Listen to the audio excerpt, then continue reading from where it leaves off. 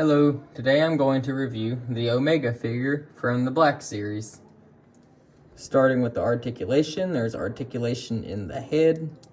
That just kind of twisted all of a sudden, like I barely put any pressure in it. But anyway, there's that.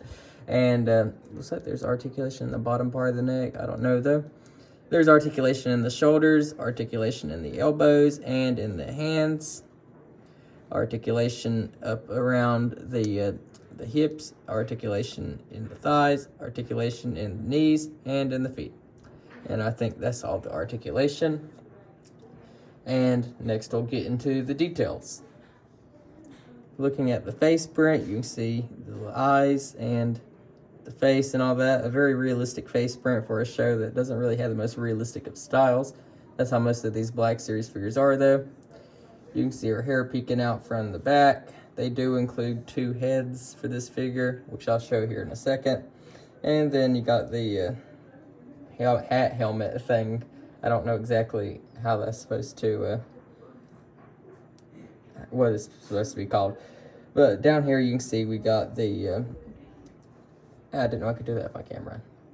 A whole bunch of detail on the vest. And like a little, almost looks like a lightsaber right there. Yeah, there that is. I don't really know exactly what that's supposed to be though. And then there's some detail in the legs, if I can get this to focus, and some detail in the boots. Overall though, I think this figure kind of lacks detail.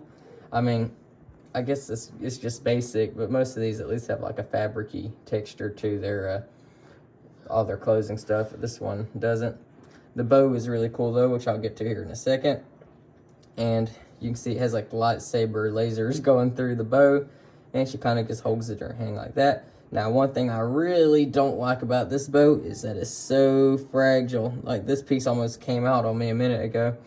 And you do get a second bow where it's closed. This looks really cool. It looks like a Zelda weapon to me, I think. A weapon that you use in a Zelda game. Kind of reminds me of the light bow, but that's a different franchise.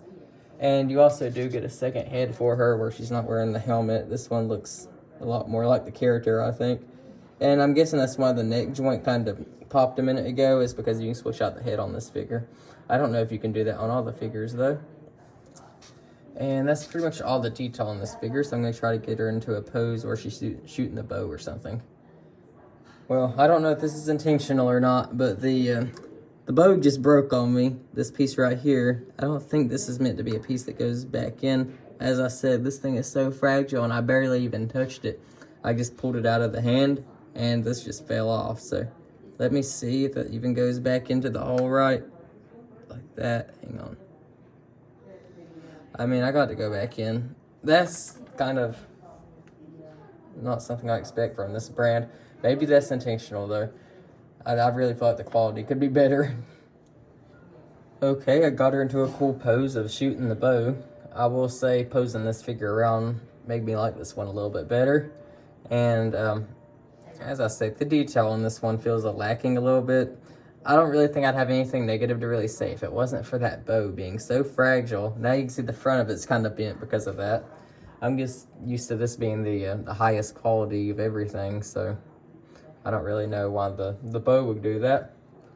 But anyway, next we'll get into the size on this figure because I forgot to show how short she is. So let me just pull out a random character sitting next to me. I have Fixer from Republic Commando. That's kind of a big character though, so maybe that's the wrong one to use. So let me pull out more of an average size character. I use Tarkin because I'm reviewing all these in one batch anyway. So you can see she's shorter because she's a kid, so I do like that they get the sizes right on these. And they do include a lot of swappable parts and stuff. I just wish the bow was more sturdy. And posing this figure around, the joints felt like they all worked real good. So overall, I think this is an alright figure. I mean, the figure itself is awesome. It's just the bow, I think, had problems. Other than that, though, I do think this is a good figure, especially if you have the rest of Clone Force 99, and I guess you need to get Omega too because she's one of them.